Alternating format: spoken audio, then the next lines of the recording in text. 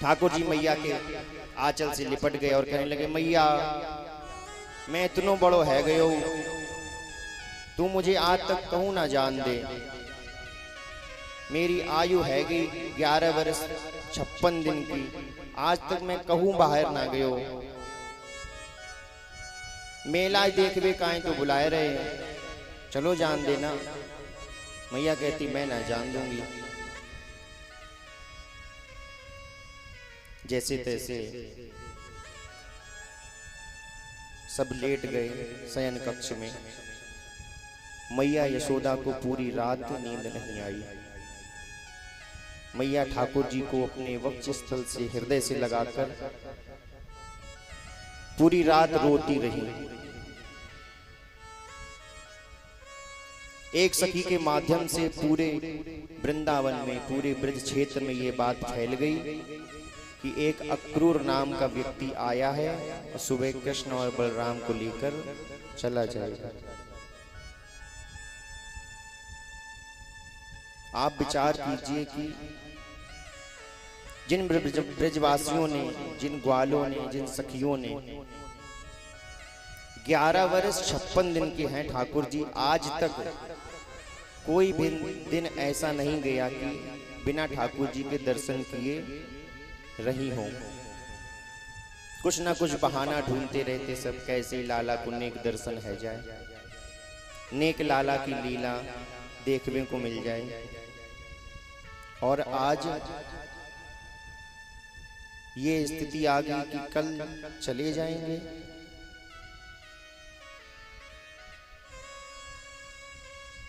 सब गोपियां आपस में पूरी रात चर्चा कर रही हैं, जगह जगह सब झुंड लगाए बैठे, किसी को आज निद्रा नहीं आ रही। हमारा पुत्र, इस कलिकाल की बात है ये, हमारा पुत्र हाई स्कूल इंटर करने के बाद कहीं बाहर पढ़ने के लिए जाए तो माता पिता को कितना कष्ट होता है कि आज तक तो कहीं गया नहीं, पहली बार कहीं बाहर जा रहा है, पता नहीं कैसे रहेगा, क्या खाएगा, क्या करेगा। यहाँ ठाकुर जी आज 11 वर्ष 56 दिन के बाद जा रहे हैं और हमेशा के लिए जा रहे हैं, अब नहीं वापस आएंगे। क्या स्थिति रही होगी उस समय गोपियों की, यशोदा मैया की। गोपियां आज सूर्य भगवान से हाथ जोड़ जोड़ के प्रार्थना कर रही हैं कि हे सूर्य नारायण, हमने पूरे जीवन आपको खूब पूजा करी, खूब जलदान दियो, अगर वाको थोड़ो सो फल मिले तो कल सूर्य उदय ना होवे। क्यों? अगर सूर्य उदय होगा तो कृष्ण चले जाएंगे छोड़ के।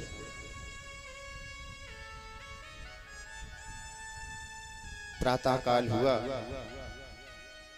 आज ठाकुर जी मैया यशोदा से पहले ही जाग गए और अपने हाथों से स्वयं स्नान आदि से निवृत्त होकर वस्त्र धारण करके, श्रृंगार करके और मैया के सामने जाकर खड़े हो गए।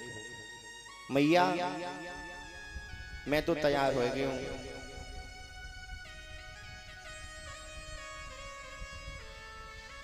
मैया मना कर रही। नंद बाबा ने कहा कि अरे कोई बात ना है, 2 ही दिन की बात है और मेला छोरे छापरन को देखवे को होवे। ऐसो कर कि लाला तो जाएगो, मैं और जाऊंगा साथ में, मेला दिखाएंगे और 2 दिन बाद वापस आ जाएंगे। जब नंद बाबा ने ऐसे कहा तो मैया यशोदा राजी हो गई। लेकिन जैसे बाल भोग करके और बाहर चलने के लिए महल के द्वार खुले, क्या देखते हैं, हजारों गोपी, हजारों ग्वाल, लाखों गायें मेन द्वार के सामने घेरे खड़े हैं और सब विलाप कर रहे हैं कि हम नहीं जाने देंगे।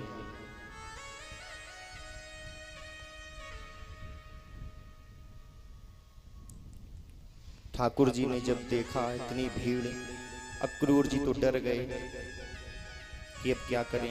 अक्रूर जी ने गोविंद की तरफ देखा, ठाकुर जी आगे बढ़े, सबको समझाया कि अरे 2 दिन की बात है, मैं केवल 2 दिन के लिए जा रहा हूं।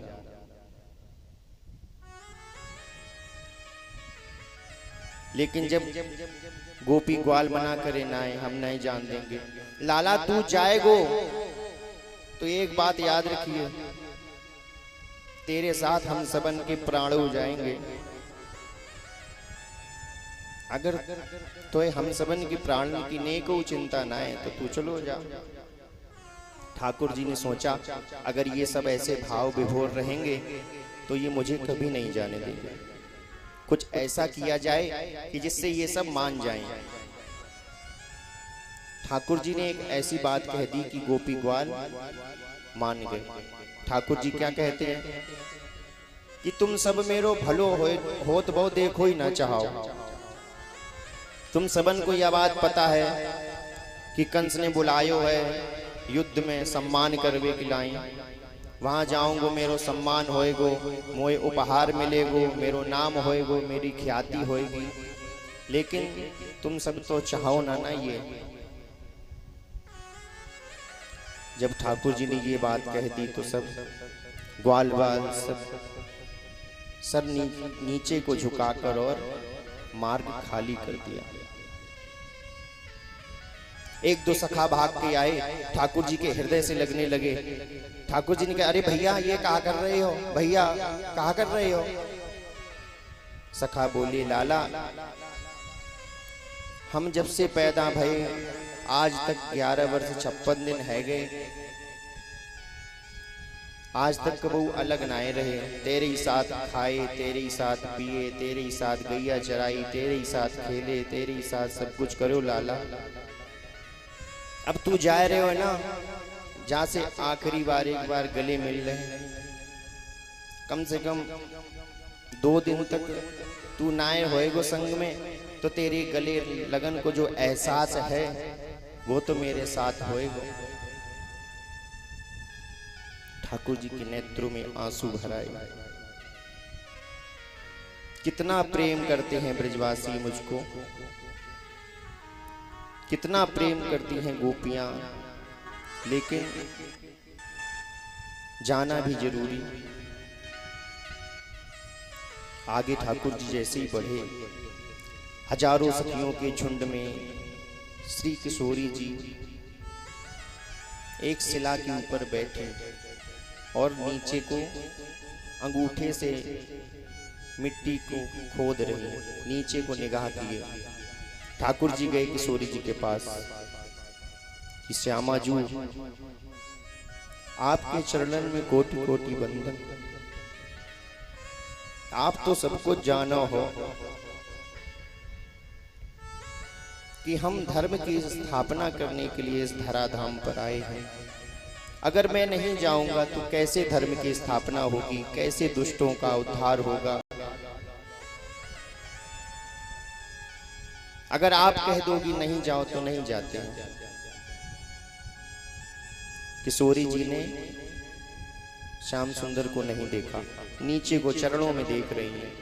श्याम सुंदर भी किशोरी जी के चरणों में देख रहे हैं, एक दूसरे से निगाह नहीं मिला पा रहे। मूक समर्थन दे दिया कि ठीक है आप जाइए।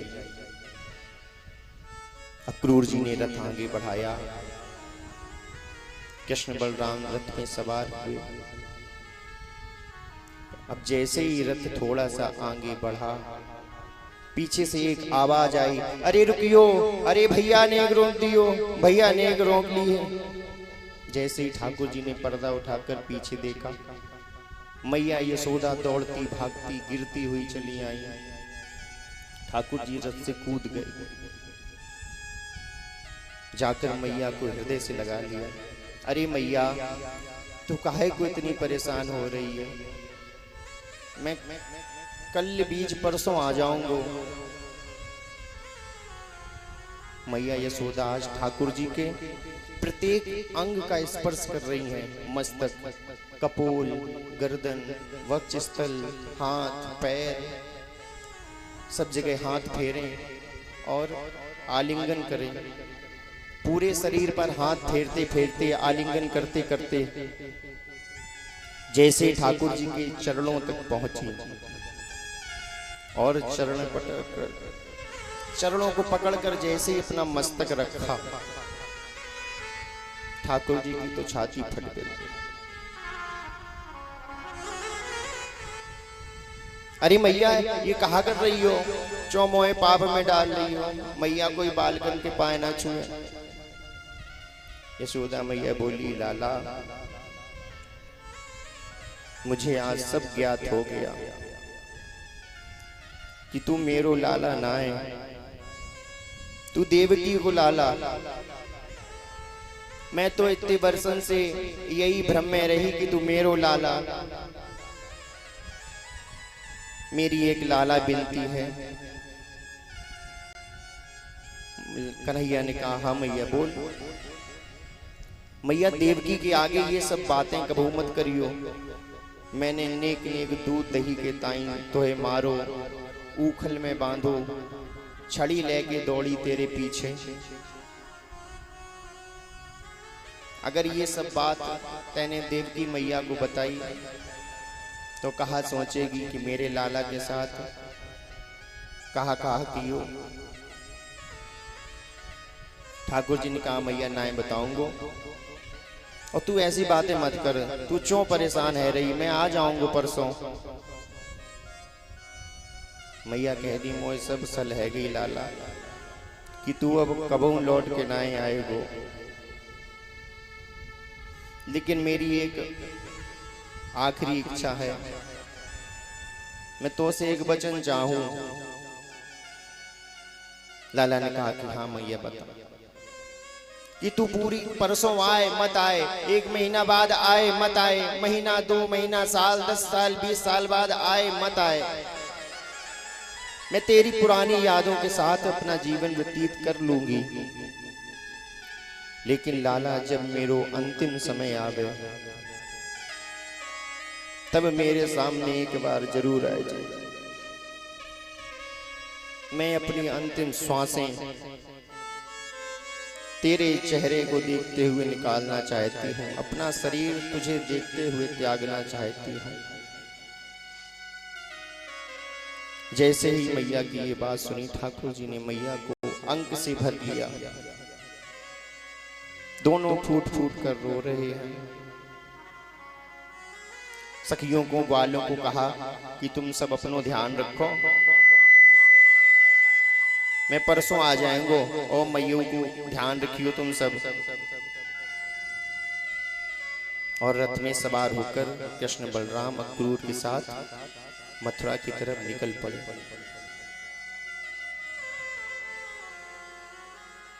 और ग्वाल बाल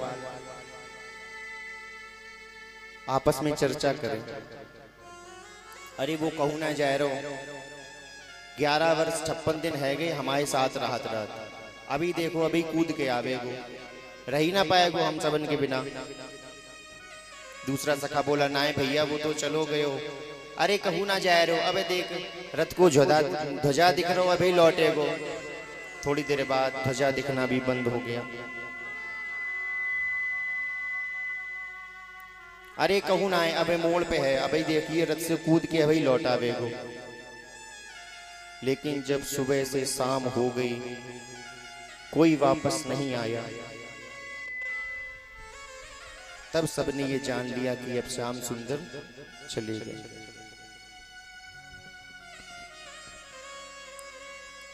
कान्हा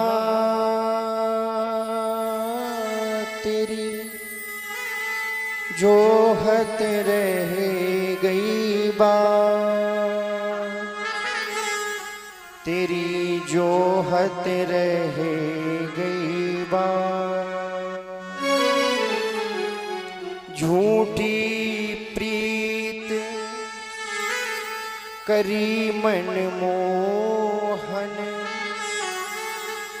या कपटी के साथ तेरी जोहत रह गई बात।